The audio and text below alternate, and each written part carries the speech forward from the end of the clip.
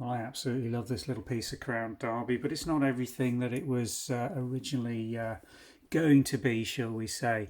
Would have been part of a demitasse coffee cup set if it had made it through the quality control.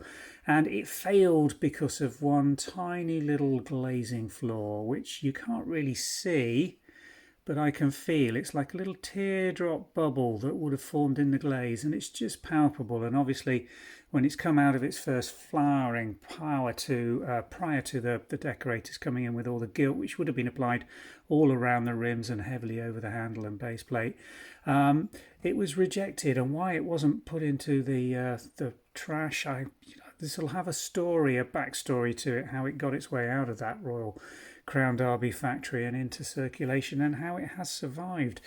But it's charming for the lack of the decoration, if you like. Red Aves is one of my favourite Derby patterns, beautifully executed here all the way around this little demitasse coffee can. It's 2¼ inches in diameter and 2¼ inches in height. Absolutely ideal for a double shot espresso.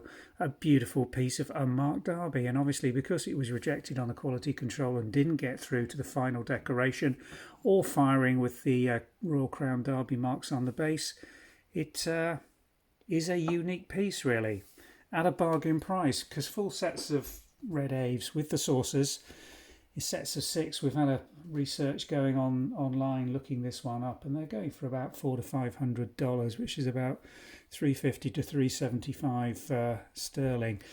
So at a tenner, this little demitasse coffee cup I'm sure is going to be of interest to Royal Crown Derby enthusiasts and to anybody that just likes a morning espresso and wants something absolutely gorgeous to have it in. Thanks for watching.